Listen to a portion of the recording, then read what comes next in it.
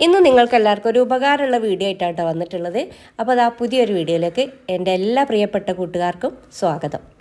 ഈ ഒരു വീഡിയോ കൂടി നിങ്ങൾക്ക് രണ്ട് ഉപകാരമായിരിക്കും കേട്ടോ കിട്ടുക. എന്താ വെച്ചാൽ ഒന്ന് നിങ്ങൾക്ക് സ്നാക്സ് ഉണ്ടാക്കാം, മറ്റേത് വീട്ടിൽ ഈ നോമ്പ് കായല്ലോ നോമ്പിൻ്റെയൊക്കെയുള്ള സ്നാക്സ് ഉണ്ടാക്കാം.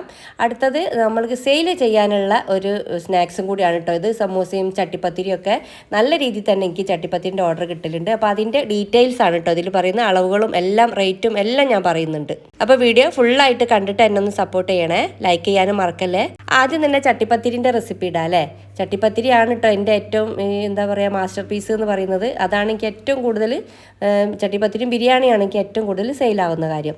അപ്പോൾ ഞാൻ ആദ്യം തന്നെ അത് 450 ഗ്രാം മൈദയാണ് എടുത്തത്. അതിലേക്ക് ഒരു നുള്ളുപ്പ് ചേർത്തിട്ട് ഇളം ചൂടുവെള്ളത്തിൽ കുഴച്ച് സെറ്റാക്കിയിട്ട് മാറ്റി വെച്ചിട്ടുണ്ട്. ഒരു അരമണിക്കൂർ മാറ്റി വെക്കണം. എങ്കിൽ തന്നെയുള്ളൂ നല്ല സോഫ്റ്റ് ആയിട്ടുള്ള ആ ഒരു ചപ്പാത്തി കിട്ടുകയുള്ളൂ. പിന്നെ അതാ നമുക്ക് ഈ ഒരു ചട്ടിപ്പത്തിരിയിലേക്കുള്ള പണ്ടം എന്നാണ് കേട്ടോ നമ്മളെ കോഴിക്കോട്ടേക്ക് പറയാം. ഇനി മസാല എന്ന് വേണമെങ്കിൽ പറയാം, എരിവല്ലാത്തതുകൊണ്ടാണ് മസാല എന്ന് പറയാത്തത്.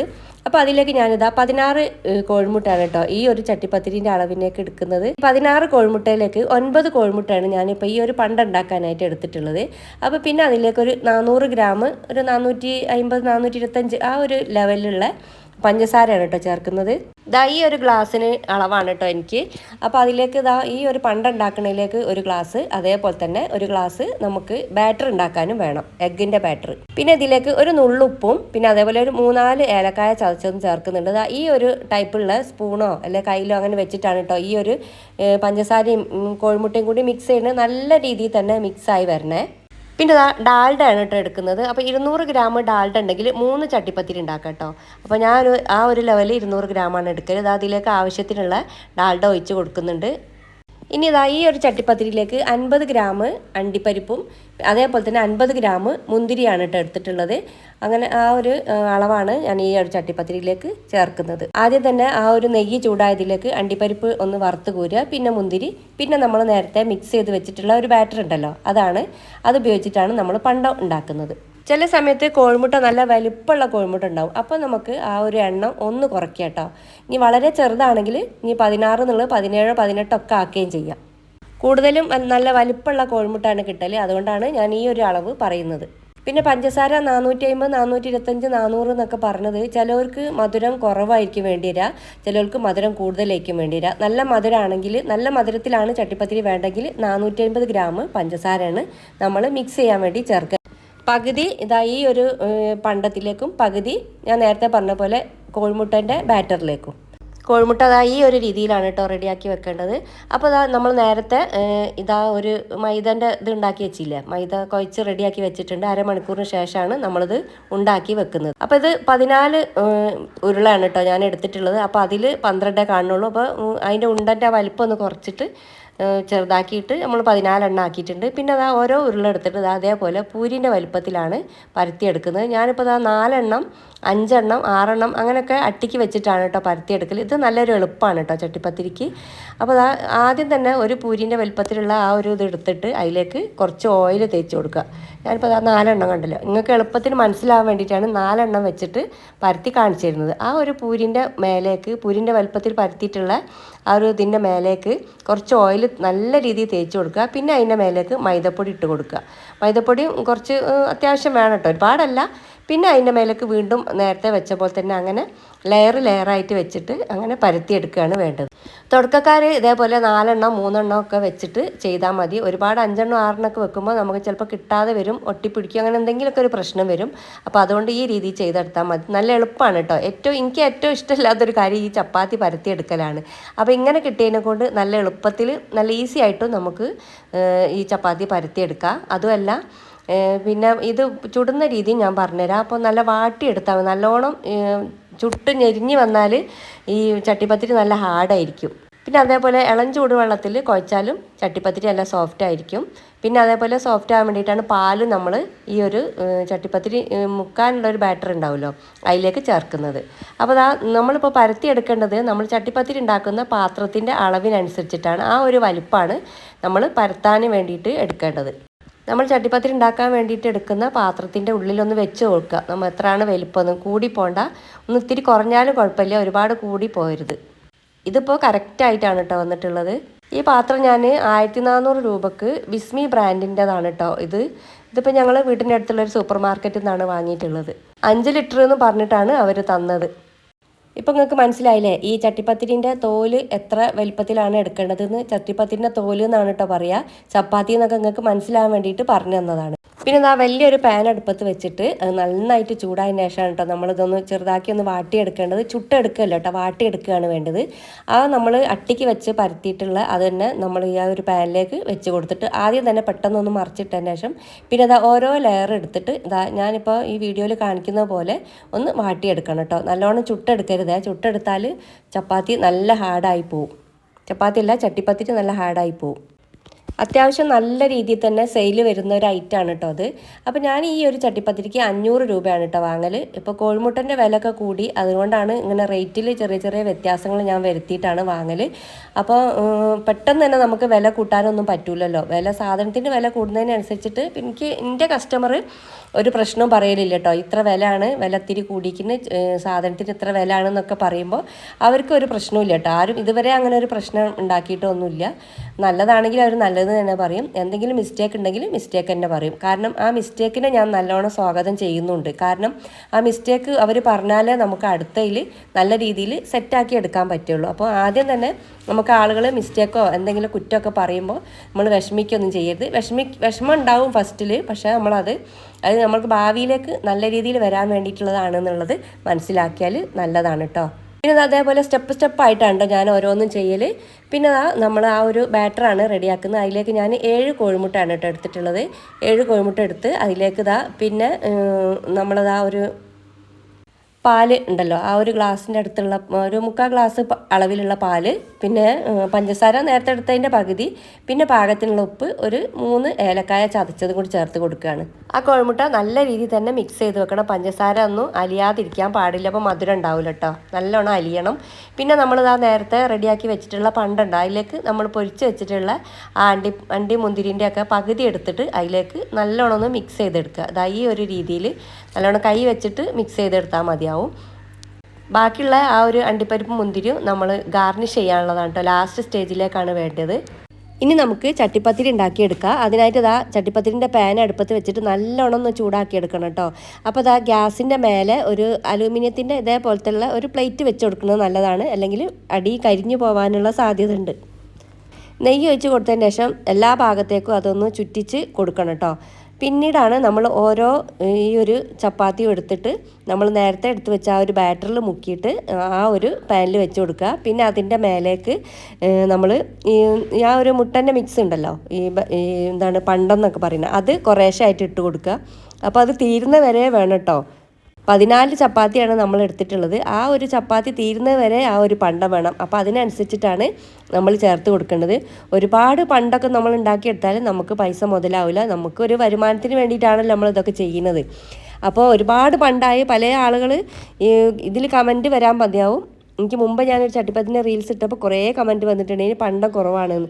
പക്ഷെ നമ്മളെ കിട്ടുന്ന പൈസക്ക് അനുസരിച്ചിട്ടില്ല നമ്മൾ സാധനം ഇട്ട് കൊടുക്കുകയുള്ളൂ. നമുക്ക് ഗ്യാസിൻ്റെ ചിലവുണ്ട്, പിന്നെ നമ്മുടെ അധ്വാനമുണ്ട്. അതെല്ലാം കൂടി നമുക്ക് ഈ ഒരു സാധനത്തിൽ നിന്ന് നമുക്ക് ചെറിയ രീതിയിലാണെങ്കിലും കിട്ടണമല്ലോ. അപ്പോൾ അതിനനുസരിച്ചിട്ടാണ് കേട്ടോ. അപ്പോൾ ഈ ഒരു ചട്ടിപ്പത്തിരിക്ക് ഞാൻ വാങ്ങുന്നത് 500 രൂപയാണ് ഇപ്പോൾ. പിന്നെ ഇതിപ്പോൾ പുറത്ത് നമ്മൾ ബേക്കറിയിലൊക്കെ ആണെങ്കിൽ 700 രൂപയൊക്കെ കൊടുക്കണം കേട്ടോ അത്. അപ്പോൾ ഇത് മൊത്തത്തിൽ അളവ് വരിക ഒരു 1,700 ഒക്കെ ആണ് കേട്ടോ. പിന്നെ നമ്മളിതാ എല്ലാ ചപ്പാത്തിയും റെഡിയാക്കി വെച്ചതിന് ശേഷം പിന്നെ നമ്മൾ നേരത്തെ മാറ്റി വെച്ചിട്ടുള്ള ഒരു അണ്ടിപ്പരിപ്പ് മുന്തിരിയൊക്കെ അതിൻ്റെ മേലെ വെച്ച് കൊടുക്കുക. പിന്നെ കുറച്ച് കസ്കസ് അതിൻ്റെ മേലെ വിതറി കൊടുക്കുക. എപ്പോഴും ഫ്രഷ് കസ്കസാണ് കേട്ടോ എടുക്കേണ്ടത്. അപ്പോൾ ഒരു 20 രൂപൻ്റെ കസ്കസാണ് കേട്ടോ ഞാൻ വാങ്ങൽ. കാരണം അത് വാങ്ങി വെച്ചാൽ ചിലപ്പോൾ പെട്ടെന്ന് കേടായാലോ എന്ന് വിചാരിച്ച് ഞാൻ കൂടുതൽ വാങ്ങി വെക്കലില്ല. പിന്നെ നമ്മളൊരു സ്പാച്ചിൽ എന്തെങ്കിലും വെച്ചിട്ട് അതിൻ്റെ മേൽഭാഗമൊക്കെ ഒന്ന് മെല്ലെ ഒന്ന് അമർത്തി കൊടുക്കണം കേട്ടോ. എങ്കിൽ തന്നെയുള്ളൂ ആ ഒരു അട്ടിയൊന്നും നല്ല രീതിയിലാവുക. തീ ഒരു കാരണവശാലും കൂടി പോകരുത്. പിന്നെ അതൊരു 10-25 മിനിറ്റിന് ശേഷം നമ്മളിത് തുറന്നു നോക്കിയാൽ ഏകദേശം ഒരു സൈഡ് വെന്ത് വന്നിട്ടുണ്ടാവും. പിന്നെ അതേപോലെ ഒരു അത്യാവശ്യം വലിപ്പത്തിലുള്ള ഒരു പാൻ അടുപ്പത്ത് വെച്ചിട്ട് ഒന്ന് ചൂടാക്കി കുറച്ച് നെയ്യ് പുരട്ടിയിട്ട് അതിൻ്റെ മേലേക്ക് തിരിച്ച് ഇട്ട് കൊടുത്തിട്ട് വീണ്ടും ഒരു 10 മിനിറ്റ് കൂടി ആക്കിയാൽ റെഡി ആയി കിട്ടും കേട്ടോ ഈ ചട്ടിപ്പത്തിരി. ഇനി നമുക്ക് സമൂസയാണ് കേട്ടോ സെറ്റാക്കി എടുക്കേണ്ടത്. അതിനായിട്ട് ഞാനൊരു 350 ഗ്രാം എല്ലില്ലാത്ത ചിക്കനാണ് വേവിച്ചെടുക്കുന്നത്. കുക്കറിലേക്ക് ഇട്ട് കൊടുത്തിട്ട് കുറച്ച് കല്ലുപ്പും കുറച്ച് മഞ്ഞൾപ്പൊടിയും കൂടി ചേർത്ത് കൊടുത്തിട്ട് നല്ലോണം ഒന്ന് മിക്സ് ചെയ്തതിന് ശേഷം അതൊന്ന് കുക്കറിൽ ഒരു 3-4 വിസിൽ വരുന്ന വരെ ഒന്ന് വേവിച്ചെടുക്കണം. ഒരുപാട് വെന്ത് അലിഞ്ഞ് പോകണ്ട. നമ്മൾ മിക്സിൻ്റെ ജാറിലിട്ടിട്ട് ഒന്ന് പൾസ് ചെയ്തെടുക്കാനുള്ളതാണ്. ഇനി ഇതാ സമൂസക്കുള്ള ഉള്ളിയാണ് കേട്ടോ എടുക്കുന്നത്. 30 സമൂസയാണ് ഞാൻ ഉണ്ടാക്കുന്നത്. അപ്പോൾ ഉണ്ടാക്കി വന്നപ്പോൾ ഒരു 33 എണ്ണം ആയിട്ടുണ്ട്. അപ്പോൾ അതിന് വേണ്ടിയിട്ട് ഞാനിതാ ഒരു 1-200 ഗ്രാം ഉള്ളിയാണ് കേട്ടോ എടുത്തിട്ടുള്ളത്. അത് നല്ലോണം അരിഞ്ഞ് റെഡിയാക്കി വെച്ചിട്ടുണ്ട്. ഇതാ വീണ്ടും ഒരു പാൻ അടുപ്പത്ത് വെച്ചിട്ട് അതിലേക്ക് പാകത്തിനുള്ള വെളിച്ചെണ്ണ ഒഴിച്ച് കൊടുക്കുന്നുണ്ട്. വെളിച്ചെണ്ണ തന്നെയാണ് കേട്ടോ ആ മസാല ഉണ്ടാക്കുമ്പോൾ ഒഴിച്ച് കൊടുക്കേണ്ടത്. അതാണ് അതിൻ്റെ ഒരു ടേസ്റ്റ് ഉണ്ടാവുക ഓയിലിനെക്കാട്ടും.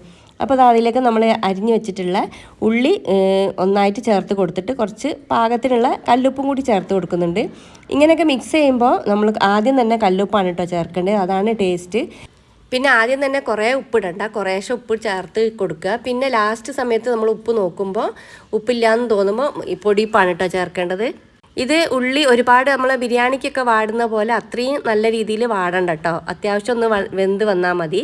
പിന്നെ അതിലേക്കൊരു 5-6 പച്ചമുളക് ചെറുതാക്കി അരിഞ്ഞതും കുറച്ച് കറിവേപ്പിലയും, വളരെ കുറഞ്ഞു പോണ്ട, അത്യാവശ്യം ഉണ്ടായിക്കോട്ടെ, അതൊന്ന് ചെറുതാക്കി അരിഞ്ഞ് കൊടുത്താൽ നല്ലതാണ്. പിന്നെ ഒരു അത്യാവശ്യം വലുപ്പത്തിലുള്ളൊരു പീസ് ഇഞ്ചിയും കൂടി ചതച്ചതും ചേർത്ത് കൊടുക്കുക. ഇഞ്ചി വളരെ കുറഞ്ഞു പോകണ്ട കേട്ടോ. അതൊക്കെയാണ് ഇതിൻ്റെ ടേസ്റ്റ് കൊടുക്കുക.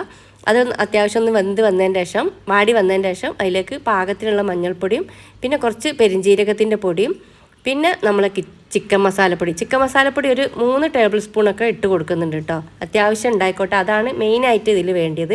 പിന്നെ ലാസ്റ്റ് സമയത്താണ് നമ്മൾ കുറച്ച് ഗരം മസാല കൂടി ചേർക്കുന്നത്. കുരുമുളക് ഇതിൽ ചേർത്ത് കൊടുക്കണ്ട കേട്ടോ. പിന്നെ ആ പൊടിൻ്റെ പച്ചമണമൊക്കെ ഒന്ന് മാറുന്ന വരെ നല്ലോണം ഒന്ന് വഴറ്റി കൊടുക്കുക. അപ്പോഴേക്കും നമ്മൾ നേരത്തെ വേവിച്ച് വെച്ചിട്ടുള്ള ആ ഒരു ചിക്കൻ ഉണ്ടല്ലോ, തീരെ വെള്ളമില്ലാതാണ് കേട്ടോ ചിക്കൻ വേവിക്കാനെടുത്തത്. അത് ഒന്ന് മിക്സിൻ്റെ ആ ഒരു ചെറിയ ജാറിലിട്ടൊന്ന് പൾസ് ചെയ്തിട്ട് ഇതിലേക്ക് ഇട്ട് കൊടുക്കുക. പണ്ടൊക്കെ നമ്മൾ കൈ കൊണ്ട് പിച്ചിട്ട് അതിന് ചിക്കൻ ഇട്ട് കൊടുക്കില്ല. അങ്ങനെ ആകുമ്പോൾ എല്ലാ ഭാഗത്തും എല്ലാ സമൂസയിലും ചിക്കൻ ഉണ്ടാവില്ല. ഇങ്ങനെ ചെയ്യുമ്പോൾ എല്ലാ സമൂസയിലും ചിക്കൻ ഉണ്ടാവും. ചിലതിലേക്ക് ഉള്ളി മാത്രമായി കിട്ടലില്ലേ നമുക്ക് കടയിൽ നിന്നൊക്കെ വാങ്ങുമ്പോൾ, അതിങ്ങനെ ചെയ്യാത്തതുകൊണ്ടാണ്. ഇങ്ങനെ ചെയ്യുമ്പോൾ നല്ല രീതിയിൽ തന്നെ എല്ലാ ഭാഗത്തും ചിക്കൻ ആയിക്കോളും, ടേസ്റ്റും ഉണ്ടാവും സമൂസക്ക്. പിന്നെ ഇതാ ഏകദേശമൊക്കെ റെഡിയായി വെന്നിട്ടുണ്ട്, മസാല സെറ്റായിട്ടുണ്ട്. അപ്പോൾ ആ സമയത്ത് ഇറക്കാൻ സമയത്താണ് നമ്മൾ കുറച്ച് ഗരം മസാല ചേർക്കുന്നത്.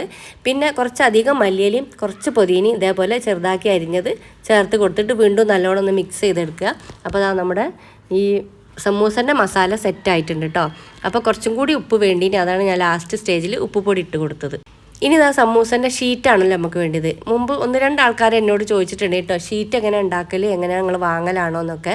ഞാൻ ഒരിക്കലും ഷീറ്റ് പുറത്തുനിന്ന് വാങ്ങിയിട്ടില്ല. അതേപോലെ മൈദ കൊണ്ട് ഷീറ്റ് ഉണ്ടാക്കലാണ്. പിന്നെ അതേപോലെ ഇളം ചൂടുവെള്ളത്തിൽ മൈദയിൽ കുറച്ച് ഉപ്പും കൂടി ചേർത്തിട്ടാണ് ഇത് കുഴച്ചെടുക്കുന്നത്. ഇത് 300 ഗ്രാം മൈദയാണ് കേട്ടോ.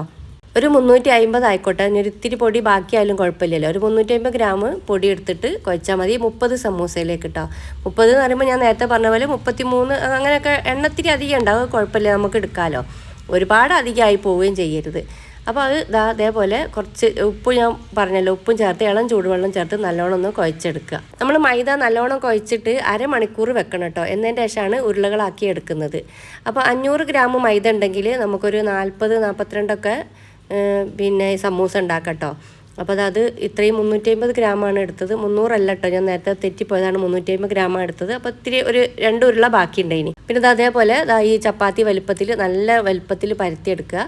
അപ്പോൾ ചെറിയ സമൂസ ആണ് നിങ്ങൾക്ക് വേണ്ടെങ്കിൽ ഉരുള ചെറുതാക്കിയാൽ മതി കേട്ടോ. അതിപ്പോൾ ഞാൻ സെയിലിന് കൊടുക്കുന്നതിനോട് അത്യാവശ്യം വലിപ്പത്തിലുള്ള സമൂസയാണ്, അതുകൊണ്ടാണ് കുറച്ച് വലിയ ഉരുളകൾ എടുത്തത്. അതേപോലെ ഇപ്പോൾ ഞാൻ കട്ട് ചെയ്ത പോലെ തന്നെ കത്തി വെച്ച് നല്ല ഈസി ആയിട്ട് തന്നെ നമുക്ക് ഉണ്ടാക്കാൻ പറ്റും. പുറത്തുനിന്നൊന്നും വാങ്ങേണ്ട ഒരു ആവശ്യമില്ല. നമ്മൾ സാധാരണ ചപ്പാത്തി ഉണ്ടാക്കുന്ന ആൾക്കാരല്ലേ, അതേപോലെ തന്നെ മൈദ വെച്ചിട്ടാണെന്ന് മാത്രം. വീട്ടിൽ ചപ്പാത്തി നമ്മൾ മൈദ വെച്ചിട്ടല്ലല്ലോ, ഈ ആട്ടപ്പൊടി വെച്ചിട്ടല്ലേ, ഗോതമ്പ് പൊടി വെച്ചിട്ടല്ലേ. അപ്പോൾ അതുകൊണ്ട് ആ മൈദ വെച്ചിട്ട് ഈ രീതിയിൽ ഉണ്ടാക്കി കൊടുത്താൽ മതി. ഇത് അധികം ആൾക്കാരും, അധികം വെച്ചാൽ എനിക്ക് തോന്നുന്ന ഒരു 90% ആൾക്കാരും ഉണ്ടാക്കാൻ അറിയാത്തവരല്ല കേട്ടോ. എന്നാലും അതിലൊരു 10% ഉണ്ടാവുമല്ലോ അറിയാത്തവല്ലോ, അവർക്ക് വേണ്ടിയിട്ട് കൂടിയാണ് കേട്ടോ ഈ ഒരു വീഡിയോ ഇട്ടത്.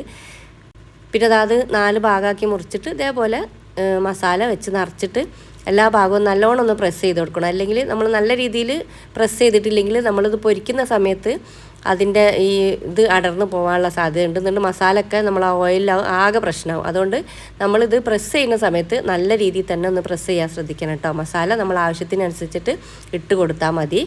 ഇപ്പോൾ സമൂസക്ക് ഞാൻ 13 രൂപയാണ് കേട്ടോ വാങ്ങൽ. ഇപ്പോൾ ചിക്കന് നല്ല റേറ്റ് ആയതുകൊണ്ട് ഇവിടെ 300 രൂപയാണ് കേട്ടോ 1 കിലോ ചിക്കന്. അപ്പോൾ ബിരിയാണിയൊക്കെ എങ്ങനെയാണ് വെച്ച് കൊടുക്കുക എന്നാണ് ഇപ്പോൾ എനിക്ക്. അപ്പോൾ വാങ്ങുന്ന ആളുകളോട് വാങ്ങുന്നതിന് ഒരു കണക്കൊക്കെ ഉണ്ടാവില്ല. നമുക്ക് എത്രയെങ്കിലുമൊക്കെ വാങ്ങാനും പറ്റില്ലല്ലോ. പിന്നെ എല്ലാവർക്കും അറിയാം കേട്ടോ ചിക്കൻ്റെ വിലയൊക്കെ, അതുകൊണ്ട് വലിയ പ്രശ്നമൊന്നുമില്ല. അപ്പോൾ 13 രൂപക്കാണ് കേട്ടോ ഈ ഒരു സമൂസ ഞാൻ ഉണ്ടാക്കി കൊടുക്കൽ.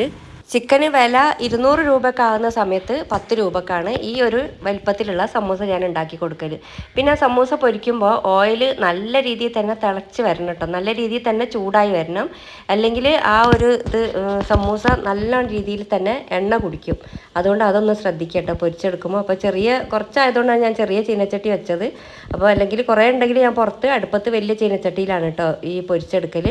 അപ്പോൾ ഇന്നത്തെ വീഡിയോ നിങ്ങൾക്ക് ഉപകാരപ്പെട്ടിട്ടുണ്ടാവും എന്നാണ് വിചാരിക്കുന്നത്.